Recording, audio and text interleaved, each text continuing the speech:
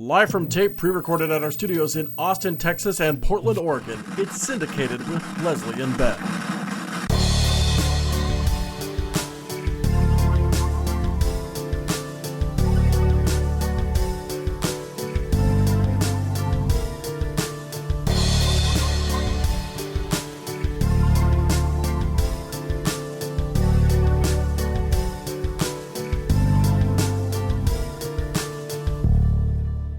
Bonjour everyone, I'm the Ben of that.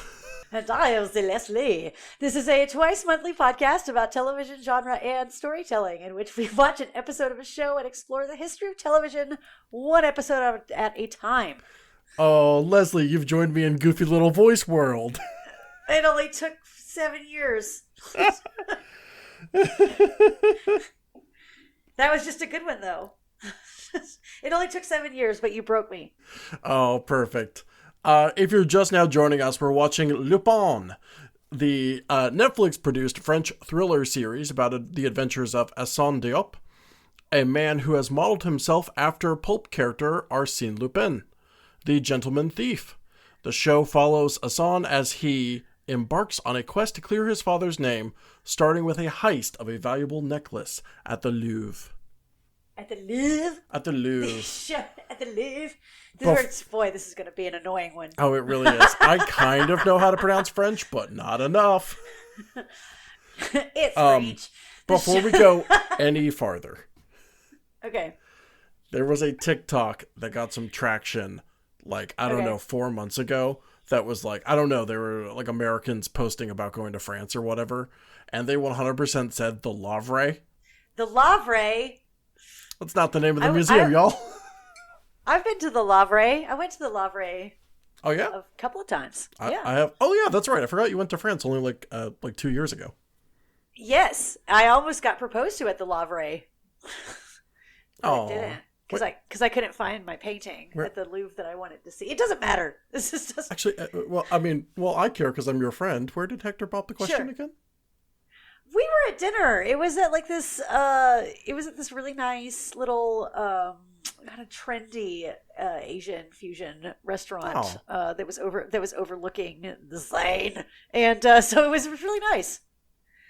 I'm sorry, was that the pronunciation of the river? Yeah, yes. I think I don't know. Don't at me. Don't at me. I don't actually. It's fine. I think once again I know how to pronounce French a little bit. I believe it's the Seine. I think it's just the Seine. Yeah, just the Seine. Okay. The Seine and the Thames. No, that's the Thames. No, I know. That was me mispronouncing that one. The Thamesy. Way to go, Ben! Jesus! The Thames.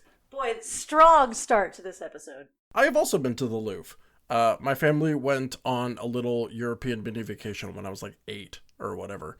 Oh. So I went to, I saw the Leaning Tower of Pisa, and I saw the Louvre and the Eiffel Tower. Those aren't in the same country. And that's why the Tower of Pisa is in a whole different country. And that's why I said mini vacation across Europe, multiple locations, and like Kilkenny Castle in Ireland and all that kind of stuff. Oh, how fun! Yeah, it was a blast. I was, however, 8 years old, and it's kind of one of those things where like I don't really understand the history and context of what I'm looking at. Oh, Ben, I didn't know your last name was Rockefeller. Going to fucking European tour at 8 years old. I was happy to go to Disney World. Are you kidding me? I'd be happy to go to Disney World now. It's fine. It's fine. Well, we'll have to go sometime. We are gonna go. Yeah, we're going. Yeah.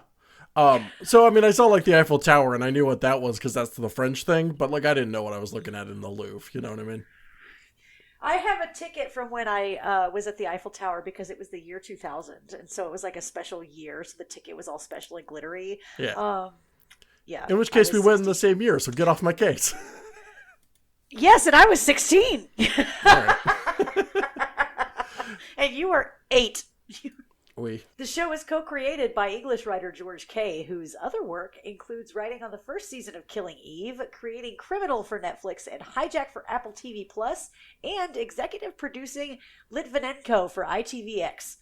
Lupin has a somewhat unconventional seasonal format. Parts 1 and 2 each consisted of 5 parts and debuted a few months apart in 2021, but the most recent season, which is the show's slightly longer third part came out earlier this year in October. So, I initially decided to watch this show because I was kind of curious about, like, some European TV. This was your choice. Yes, it was. It was smack dab in the middle of the pandemic when it came out. HBO Max had just released 30 Coins, which was like a Spanish language and shot in Spain, like horror series that I ended up enjoying. But I was just kind of curious, like, I mean, I guess we were about to start. No, we had just started Syndicated. So I was like, I don't know. I was like a little bit like, well, let me expand my taste and see what other countries' TV looks like a little bit. And so anyway, obviously we're used to American seasons. And you and I are BBC fans, so we were aware of the British series. Sure. France coming in here with the steel chair with parts. Yeah, France coming in with the steel chair with parts. Part 1, episode 1 is what we call the pilot. Part 1, chapter 1. Is the pilot. Oh, series the first. Oh. This is terrible. We're insufferable. I'm sorry. Anyway, I just found that really interesting bad. that it was like parts. Is that a French standard? I have no clue. I have no clue either. This is the only French TV that I've watched really with any while paying any real attention to it. Yes, of course. Okay, not to get off topic, but really, really quickly, as you were mentioning, expanding your horizons and knowing more about yourself and watching other countries' television shows. Yeah. Have you ever watched Los Spookies? Oh, yes, I did. I love Los Spookies. Not a ton of it. I think I maybe watched the first like 3 or 4 episodes. Well, you should finish it. Yeah, maybe I will. Maybe you will. Okay. I don't know. Anyway, I like seeing how other people. I love that. I like show. seeing how other people live and what other people's entertainment looks like. It's interesting to me. Yeah. I've been playing the Yakuza games, which are like obviously set in modern day Japan. So like Correct. while obviously there's like a heightened element because it's like there's absurd combat and fantasy stuff, it is also just like interesting seeing how like Japanese cities work and that kind of stuff. I don't know, it's cool. I like tuning into other people's cultures and lives. I think it's cool. You're so culturally diverse, Ben. That's how you get to France by the time you turn 8. That was neither my choice nor responsibility. I was a passenger. Arsene Lupin, the Gentleman Thief, is a turn-of-the-century pulp character created by Maurice Leblanc. So much in the same vein as Sherlock Holmes and your other kind of... But this is like pre like capital P pulp, like pre like the Phantom and those kind of characters. But like around that area. Why am I... Suddenly I can't remember what those other characters are called. Hercule Poirot. The Shadow. The Shadow. Oh, I see. You're talking about like the Rocketeer, the Shadow, and all the Dick Tracy, that kind of thing. Yeah. It's that pocket of time between like Dracula and Superman.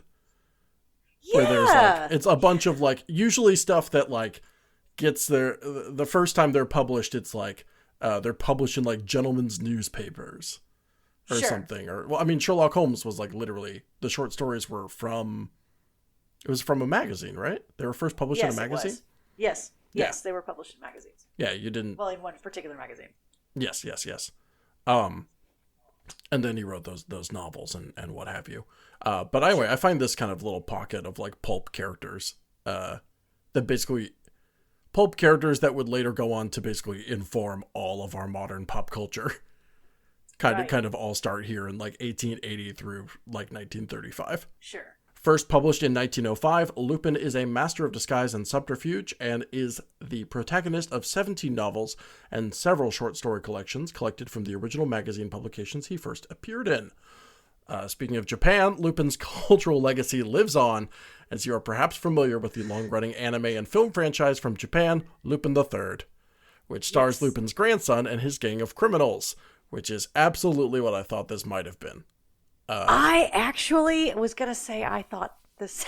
I thought the same thing. I didn't... It's fine. It doesn't matter. I guess in 2021, I didn't know about original Lupin.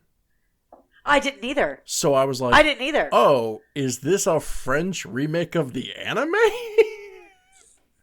And the answer is no. Something similar. And the answer is no. Boy, Super not. boy, are we are so cultured. We're so cultured. We are so cultured. But anyway, no connection. I just think it's interesting that there's like two of these. There's two things. You know, if you think about this with me, okay? Sure, I will. Imagine if you were the kind of person who was into the type of storytelling, the minutiae, all of the details, the problem solving involved with Sherlock Holmes, but instead of being into detectives, you're into thieves who are smart and heist. So I'm honestly shocked that this isn't more of a thing. I think it's been a relative success for Netflix. I think. Yeah. I mean, my God, it made. But I just mean like why? I just mean why wasn't this guy like as prolific as Sherlock Holmes? You know what I'm saying? This is like culturally, literally the literary foil to that trope. So like, why did this not? I would watch 15 adaptations of this. Yeah. Like why are we not blowing this spot up? Like, this could be the next Twilight. This could be the next vampires or werewolves or whatever. Like, let's do it. I just think it's cool that, like, you know, how we get, like, multiple different takes on Batman a year, or similarly how... See? Okay, like, I don't need to know. Like, I get it. His parents died. He was very young. It was incredibly sad. Sometimes there's a pearl necklace involved, almost always a rose. Why can't we get more of this? Almost always a rose, that's right. Yeah. Almost always a rose. No, it's common, I get it. No, I'm just going to ask you, Ben. Close your eyes and picture Batman's dead parents and tell me the 4 objects that come to mind. Is it like gun, pearls, rose, movie tickets? Like, we get it. And like those big, huge, like black overcoats that they're wearing. Right. When they get shot. And you'd think those would have stopped the bullets, but they didn't. No, they didn't. And then there's anyway. Or how there's like a Dracula movie every year. I think it's interesting that there's like, again, talking about informing pop culture down the road, that there's 2 like major adaptions of Lupin. But meanwhile, I don't think those short stories. I'm calling it now, though. Yeah. Maybe we're just ahead of our time. Ooh, perhaps. Maybe in 2024 or 2025, it's gonna fucking blow up, and then we'll be like, "Hey, we got an episode of podcast for you to listen to." But this is the first of the wave of Lupin. Yep, calling it now. Okay, so speaking of which, have you ever read any of these? No, I literally just told you. Oh, that's right. I had no idea that this was a thing before. Like, no, I was in the same boat as you. So we've been talking about Sherlock Holmes a lot. And by the way, I did pitch this to someone as, what if BBC Sherlock wasn't insufferable? I think that it goes a little deeper than that even. I mean, it's beyond. Okay, Ben, I can't talk about that. I know. We can't. We can't bring that show up. If we bring that show up, we're gonna be here for 2 hours. Which, by the way, is the link to the H. Bomber Guy video of why that show was terrible and always has been, that you should definitely watch. Mm-hmm. Might rewatch it tonight. Anyway. All right, so I'm going to read directly from the Wikipedia page here. LeBlanc introduced Sherlock Holmes to Lupin in the short story Sherlock Holmes Arrives Too Late. Wow. Jesse's Dot. Number 17 from 1906. In it, an aged Holmes meets a young Lupin for the first time. After legal objections from Arthur Conan Doyle, the name was changed to Sherlock Holmes. This is where Sherlock Holmes came from. Yes. I had no idea that this is where Sherlock Holmes came from. I had no clue. I mean, obviously, I've heard of Sherlock Holmes. Who hasn't, if you're into Sherlock Holmes at all? But, like, I had no clue why. And now I do. Yeah. So did they kiss? No. No, I don't think they kiss. They should have. They should have. When the stories yada yada were collected in book form. Sholmes returned in 2 more short stories. In volume 2, Arsene Lupin contre Sherlock Holmes, which I assume is just verses. Yeah. And then in a guest starring role in the Battle of the Secret Hollow Needle. Whatever. Anyway, Shout out to Sure, Sherlock sure. Holmes. Shout out my boy Herlock. That's my boy. I just love the idea of like, I don't know. I just love. I love the idea of basically just writing like illicit fan fiction, basically, and including Sherlock Holmes and the Arthur Conan Doyle clear across the channel. It's like, now hold on. I don't approve of this. Right. Omar Sy plays Assane Diop, the son of a disgraced chauffeur whose father was unfairly accused of stealing Marie Antoinette's necklace. Assane was gifted a collection of short stories of Lupin by his father shortly before his fall from grace, and Assane has modeled himself after the legendary character, using disguise and manipulation to act as a force for good and petty revenge. And we do love petty revenge. That's not a knock on his character. We love that, and we love subterfuge. I love subterfuge. We love disguise, manipulation, subterfuge. Like, I'm so into this. I was into this from the very beginning when he was assembling a team. I was like, oh, is this a heist situation? Let's go. You know he's putting together a fucking team. You always got to put together a team, man. Got to put together a team. Omar Sy is a French actor and comedian who got his start in radio and then performing comedy with his comedy partner Fred Testot in their own Canal Plus TV show from 2005 through 2013. While most of his filmography is obviously French projects that you're probably not heard of, Omar has dubbed various characters in the French dubs of American films and has himself appeared in Jurassic World Dominion, Transformers The Last Knight, and X-Men Days of Future Past. This is his first leading role of its type, by which I mean starring and a drama. Well, he did great. He's fantastic. I actually... he did so great. I'm so proud of him. Yeah, actually, when I started to look him up, also, he's a phenomenal talent in this. I really like him. When I was starting to look it up, it like, the way Wikipedia is structured, it was like, Omar Sy is a French actor and comedian. And it was like, oh? Like, I would not have thought necessarily that... that he's on the comedy side. Yeah, I was like, oh, surely this man is a drama professional. And I'm not saying people can't make that jump. It just didn't occur to me that, like, I don't have the context for this. In the same way that if I... who's done a really good... Bob Odenkirk. Oh, yeah, or like, or Leslie Nielsen, who went in the other direction. Yes, of course, right.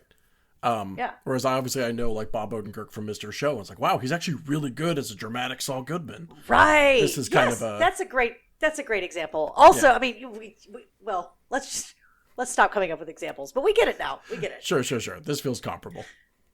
Right. I feel good about it. The difference is that I have seen Mr. Show and I have not seen this Canal Plus TV show. Well, that's and whose fault is that? Man. It is my fault. Oh, sorry, mon. Last but not least, we're watching Part 1, Chapter 1, Le Collier de la Reine. Nicely done. We're trying, folks. We're doing our best here. That's not true. We're not. But you did just then, and it sounded great. Thank you. I speak English and Japanese, and that's it. Years after Assane's father was framed for its theft, an illustrious historic necklace goes up for auction at the Louvre. Assane uses a local loan shark and his henchmen to infiltrate the Louvre and position himself as the intended buyer of the necklace at an auction. Fistfights, a sudden betrayal, and a curious detective mean that the heist doesn't go off without a hitch, but it's nothing that the famed Lupin can't handle.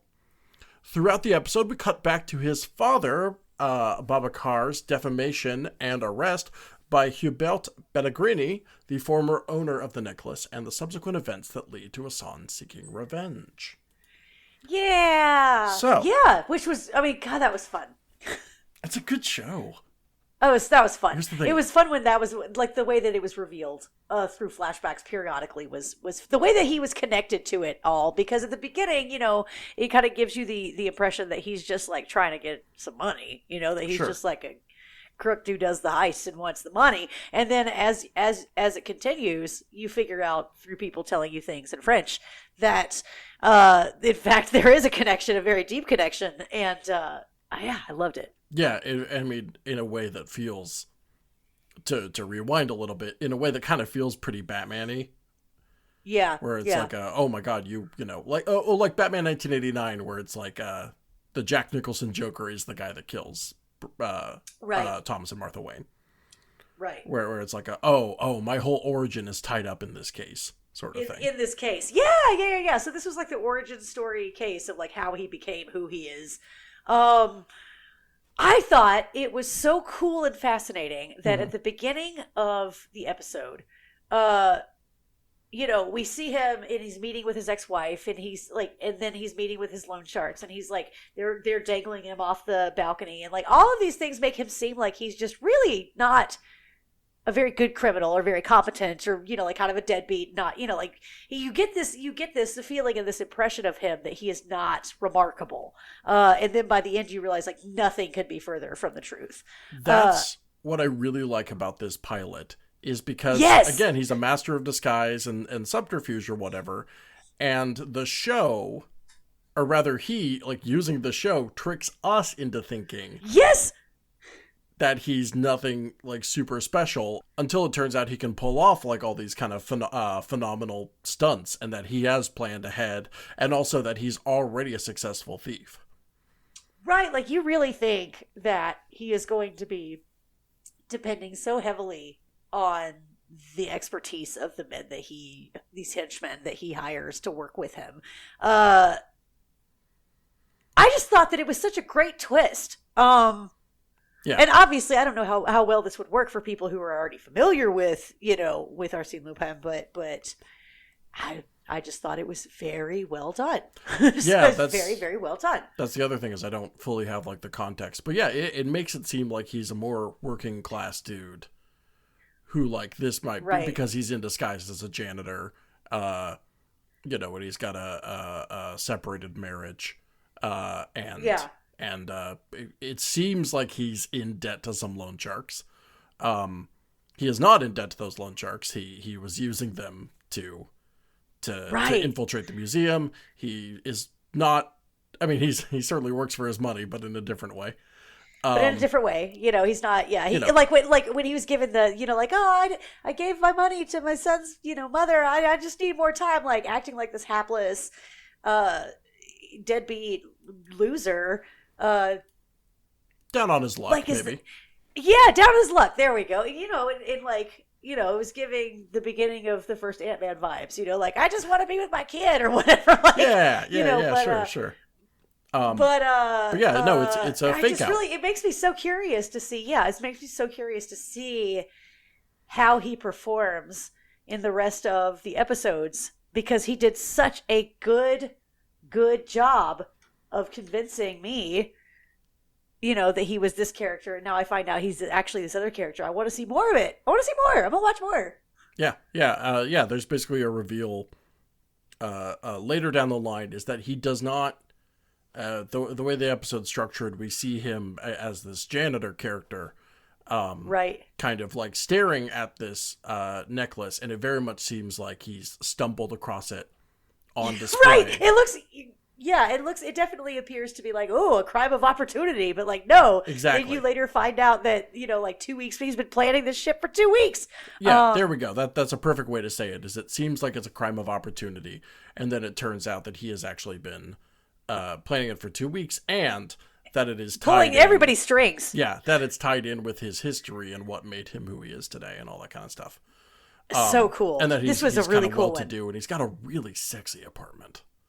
Yeah, he does. Oh my God, those books. Yes, he does. When he was like put on the record and was listening to the news, like, ugh. And the chair with the face, the mask. Yeah, it rules. It rules. Literally that he's sitting behind a mask. Like, come on, that's cool. Oh my God, that was very, very, very, very slick. Yeah. So anyway, I mean, I already said why I chose this show.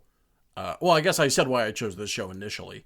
In 2021, where I was just like, sure, I'll try anything right now. It's the middle of the fucking pandemic. I'm bored. Sure. What else are we gonna do? Make another sourdough? God, don't get me started.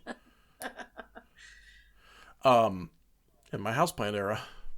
Yeah, where I was just, I wanted to try new things, and it looked appealing, and there was something I knew it kind of had, especially because the pilot was a museum, I knew it kind of had like Ocean's vibes a little bit. Yeah. And I knew that it was going to be, again, of that kind of like, I mean, yeah, a heist. I love heists. Like, I love you. Everybody who listens to the show knows how much I love heist. I talk about yeah, it all of the course. time. We love when a plan comes together. Yes, that is true. I think that the fact that I thought this was going to start out as a heist of one nature, and it turned out to be like this one guy who pulled a heist on literally everyone he interacted with to get this necklace. It was so incredible.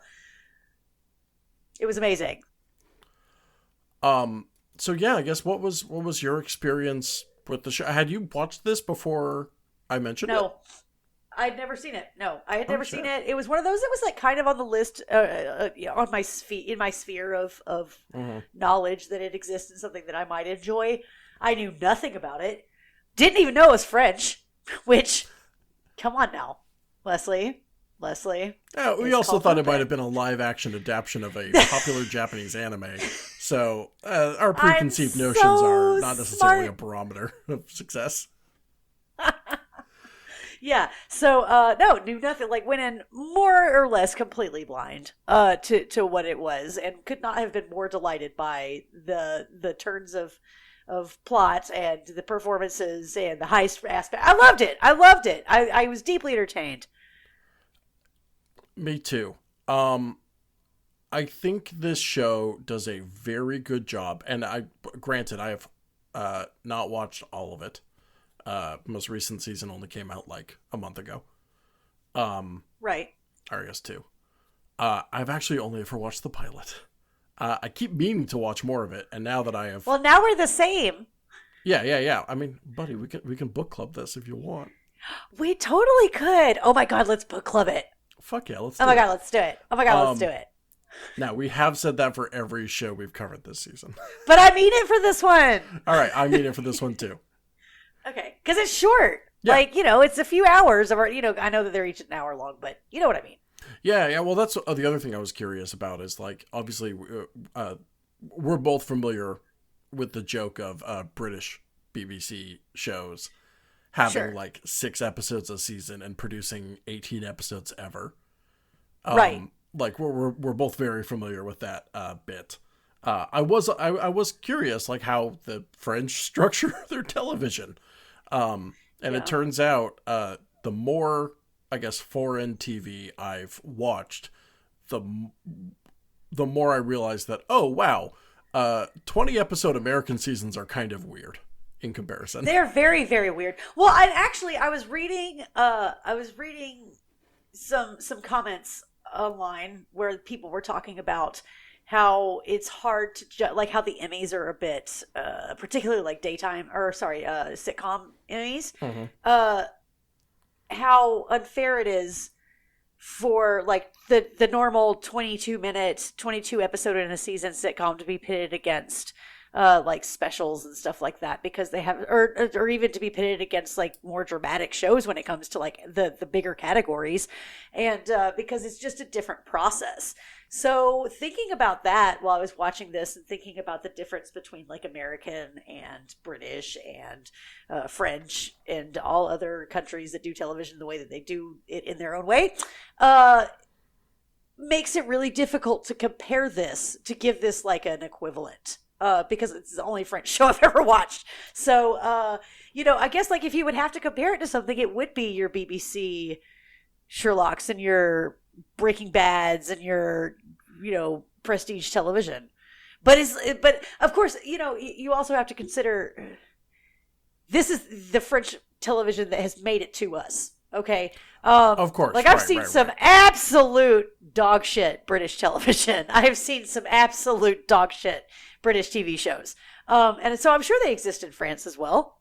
Right? Surely. Like their TV isn't all like this, or else they would be dominating the industry. Yeah, you're saying that we're getting the cream of the crop. Like we're getting correct. This is hell, wasn't it only a couple episodes when we or did I state that anecdote from the production of Peaky Blinders where Sam Neill tried really hard to get a specific Irish accent? And then at the end of the day, the producers were like, "Hey, man, this is like for Americans, right? like don't sweat it. Don't sweat it. It's fine. like you don't need to You don't know to go. You don't need to go for this super authentic. You're here for your paycheck. Okay, This is for Americans. You're here for your face and your paycheck. All right, thank you. Yeah. that like they were like, hey, I appreciate you trying for the accuracy, but like this needs to be understood by anyone who can hear English or understand English. Right. You're super mumbly, like, authentic Irish accent. It doesn't. It's That's fine. not going to do it. It's fine. That's funny. Respect your craft, though, man. Yeah, Love what absolutely. You're doing. But yeah, no. Similarly, like this, obviously, as much as we're singing the praises of this, we don't know what the rest of like French TV really looks like, and it could just be what's appealing to us is the stuff that I'm sure from the ground up they included to appeal to Americans. Right. Or to appeal to this might be or to appeal to American and English, like, and I guess Canadian sensibilities, like around like what prestige TV looks like. Sure. Or story, or for that matter. Yeah, exactly. I mean, I'm sure you've seen those dissections. We're talking, I guess, a lot about just international TV in general. But I'm sure you've seen those dissections of like people kind of making fun of how Indian TV is filmed, right? Yes. Where it's like a lot of the soap operas in particular, like and Bollywood shows or Bollywood movies and things like that. Yeah. With the editing, the sweeps and the close-ups and the drama that's being used with the camera. Yeah, lots of reaction shots, lots of sound effects that go with camera movement. Kind of whoosh and zoom. Yes, exactly. Kind of stuff. And I think I'm under the impression that's kind of not uncommon in Korean as well. Sure. For all we know, French TV could for the most part be like that. And it's just that this is like something that is attempting to appeal to, again, like American prestige TV sensibilities. Sure. For all we know. But anyway, I think it's good. Yeah. I love the pacing of this show. I like, I had to pause the show at one point, and it was like just as he was accepting the necklace, the diamond necklace, which, by the way, I think it's so funny that when they are giving the speech about the history of that diamond necklace, they name drop Louis XVI and Marie Antoinette. Yes. The French Revolution, Napoleon and Empress Josephine, and then the Third Reich's presence in France, which is, that's right, every French event you've heard of. Yep, and that's Yahtzee. That's all of them. And it was briefly touched by a mime. Like, okay, guys, we got it. It's French history summed up. Yes, French. It's French. We got it. What's that famed tapestry? The one with the unicorns on it. I know what you're talking about. Yeah. That they used in Chaucer's whatever, the blah. Everyone, look, just close your eyes and picture what the tapestry. That's what there's the necklace on that tapestry. Right. in yes. 1200 exactly. AD. And also Quasimodo and Les Miserables are here too. Anyway. But I had to pause. I had to pause it or whatever, and like when he's getting the necklace from the museum staff, that is the halfway point. And I was just thinking like, oh wow, that heist like came together like really quickly. We established a lot about this character, his world. I guess that he wink wants us to see, because it turns out that's not what his world is like. And all that kind of stuff.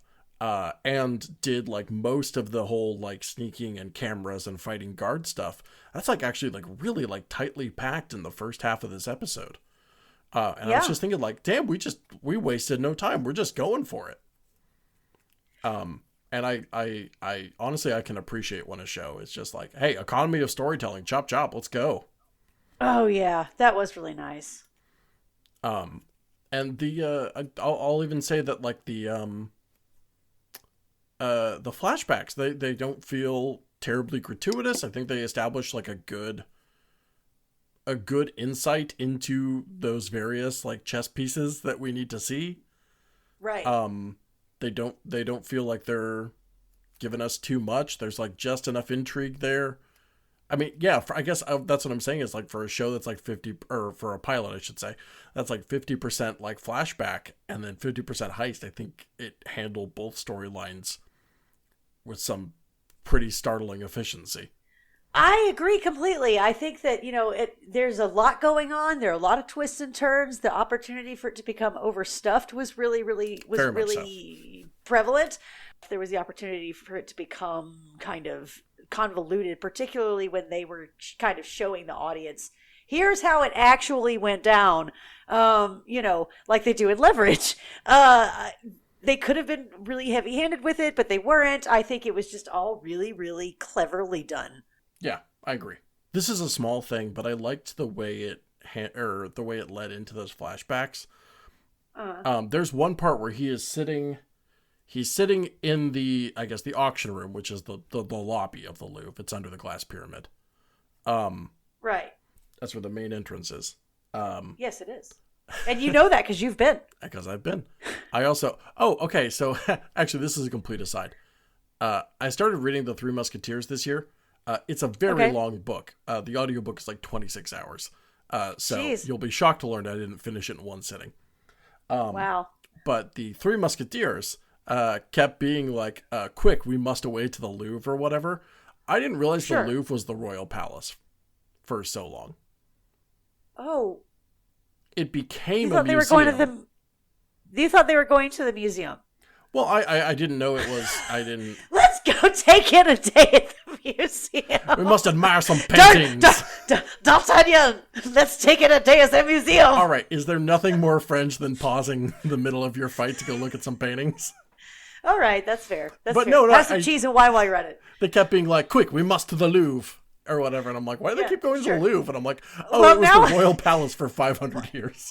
Well, here's the thing, Ben, is if you had not told me that, I've never read Three Musketeers. I've always wanted to. But if you hadn't told me that, it would be just like, oh, is this a French adaptation of that anime? Like, that would have been the same, like, it would have been the same situation, same boat. I too, would have thought they were taking in, some Impressionist paintings or whatever. Yeah, it turns out that's where the king lived. Oh, my God! Wait, that's why the king's fucking furniture is in there, dude. Yeah, like, it feels so obvious in retrospect. Like, what the fuck else was that building for? Today, I fucking learned. I had no idea. Also, I had no idea. That led me to a Wikipedia rabbit hole. Also, that pyramid's only like 25 years old. It was built in like 95. Okay, I was about to say, because it was there when I was there, but I guess it was new, because I was there in 2000.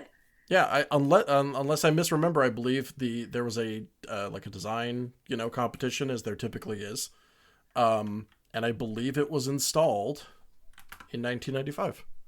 Huh. Which I would have. I'm older than the pyramids at the Louvre. That's great. Which once again, one of those things where I just assumed it was there longer. Oh, 93. Close enough. Well, even so. Oh, okay. It's still less than 10 years old when I saw it, so. Yeah. It is 1 year older than me then. So anyway, there's the bit where he's in the Louvre lobby and they're doing the auction or whatever. And like he's having the moment where I think he's staring at the daughter of Hubert Pellegrini, who's unfortunately her name I'm blanking on all of a sudden. The one who kissed him in the pool. Yes. Juliet. Yeah. Juliet. I mean, I feel like you probably could have guessed that, to be honest. Very French name. And like it just kind of like zooms in on him. It's like a slow kind of tightening of the shot, and you kind of hear like this almost like reverse ticking sound, just like a shum, and then it cuts back to that car, with Babacar getting out of the car in the rainstorm, right. And it's just like, oh, actually, that's like a really good sound cue for illustrating we're just going back in time. Right. Like there was no, I don't know, from an editing perspective, that was like, oh, what a simple and effective way to say we're entering a flashback without showing it. It was very cool. Right. Without like putting a toe filter on it or a tone or whatever. Like, yeah. Exactly. Yeah. It was like, oh, cool. Efficient. Oh, yeah, I like it. Yeah. Just little things like that. I just think it moved at a really nice pace. So shout out to the editors. Great job. Shout out to the editors.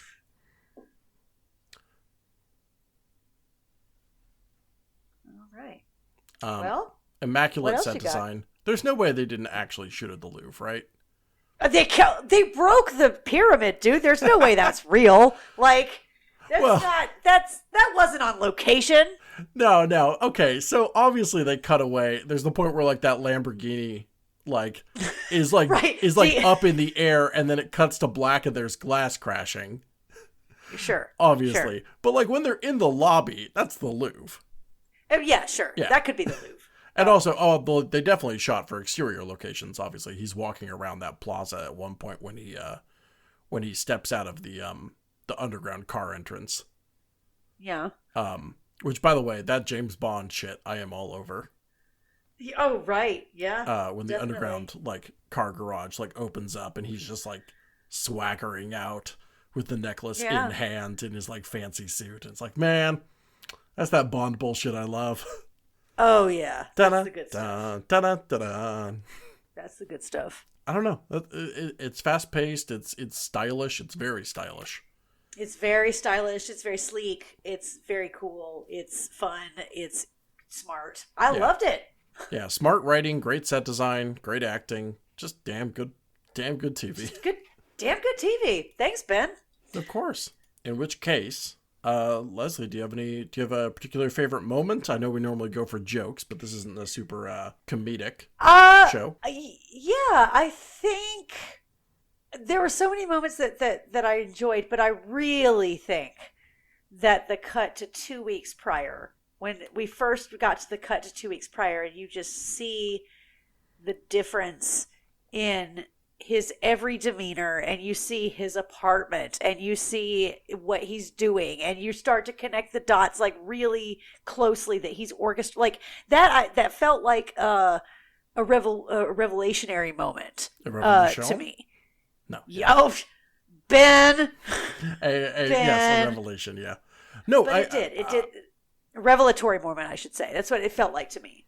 That was my favorite moment. That moment like gave me chills. I was like, oh my gosh. So yeah. I think it is a testament to the writing and acting that we are presented with 3 different versions of this character.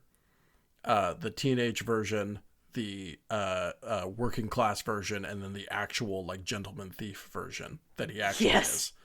Yes. And that there is a reveal halfway through this episode that he is not the guy we initially thought he was.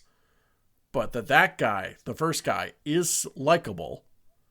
The second guy that he actually is also cool and likable. He's also very cool and very likable. Yeah, that's true. And also, guess what? The teenage version is also pretty likable. He's also pretty likable. I think that, the first version of him that we see, I'm like, oh, I'm rooting for that guy. And the second version, I'm like, I can't wait to see what he's about to unleash on unsuspecting people. Just great. Yeah. I just think that's like, good job making us fall for 3 versions of the protagonist back to back to back while actively tricking us. Really cool stuff. Yeah. I think that's some really smart writing, which makes that payoff or that reveal payoff so hard. It sure does. Is that I think you're right. I think all versions of that character that were presented within like a half hour, pretty fucking cool. Agreed. I like the moment with his son. Yeah, that was cute too. I like him passing down the book. He's like, hey, your grandfather gave this to me. I wish you had a chance to meet him. I thought that was really sweet. Yeah. Then he said, you'll like it. And then, and it had all of his little notes in it. You could tell there were like Post-its and things that were sticking out of the pages. Really cute. Yeah. Really good. It's nice. I also, the one moment of writing that I thought was like a touch weird was the, when the detective is on call with the other detective, neither of whose name I immediately know. And like the guy brings up out of nowhere, like, hey, have you ever read the works of Arsene Lupin? Or rather the stories of Arsene Lupin? I've read all of them, and there's one story about a necklace. I think the other detective reacts correctly, which is, man, okay, thanks. Right, thanks. Moving on, please. Like, hey, man, this is not the time or the place. But I do think it's a little weird that he's like already tipped off about Lupin, like early. I don't know. That feels like I like it later in the episode where he looks at the book cover and realizes it's an anagram. Yes, But yes, him already like pre-thinking about Lupin, I thought was kind of odd. I think that's my one criticism of the entire episode is like, is that it kind of what could have been a fun twisty moment. I think maybe may have been launched a little early. Yeah, I But agree. that's a relatively minor complaint for a pretty solid like 40 minutes of TV. Definitely. It was more like 50, I think. Oh, yeah, probably. I believe you. Anyway. Yeah. So that's our analysis of Lupin. That's what we got. It sounds like we'll be watching a little more of this, to say the least. But in the meantime, folks, this has been Syndicated with Lesley and Ben. This is part 11 of our 13-part season, which means we are wrapping up our crime season. We are wrapping it up. What are we going to do next? I don't know. It's technically your pick. Oh, wait, I guess, yeah, let me think about it. We'll talk about it. We haven't explicitly been going back and forth, but workplace comedies was my idea. You mentioned adult animation, and then I insisted on crime. And you decided on this one. Yeah, okay, so all right. Technically, if you want to go back and forth, ball's in your court. Yeah, then I'll think about it. That necklace is in your safe. Hey. Yeah, we don't necessarily know what we're doing next, but I'm sure we have plenty of fun TV to talk about in the future, and obviously we have at least 2 more crimes to talk about. We sure do. I think we're in for a little treat, and I think you will, the listener, as well. Folks, my name is Ben Hamlin. You can find me online at Sufficient Owls pretty much anywhere now. I've long since deleted my Twitter, but you can find all of my work at infinitybreak.net, where we're telling stories our own way, and twitch.tv/infinitybreak gaming, where I stream twice a week. Lesley, how about yourself? You know, for somebody who used to be so prolific on social media, you really can't find me anymore. It's kind of nice, isn't it? It's real nice. You can just leave. You can just leave. But I mean, like, I have an account on Blue Sky Vanetti, as you know, my Twitter account is still online, but I actually don't even have access to it anymore. But anyway, if you want to find me, then you should listen to our podcast when it comes out. And then you can hear me talk directly to you. Fair enough. We also have some fun bonus content in the works that we're going to be recording with the Sneeple and other guests soon. So do stay tuned to that. That'll be available on our Patreon as well. But in the meantime, thank you so much for listening. The logo is by Tara Bossart. The theme song's by Mander Sigma. And of course, Jake Agnon does our editing. God, this is a good show. That was good. It's a good one. Yeah, let's talk genre soon, Leslie. I'm really excited for season 4. Yeah, me too. On concept, just because I like talking about TV with you. Well, until then, bonjour. Bonsoir. Bonsoir. All right. Bye, everyone.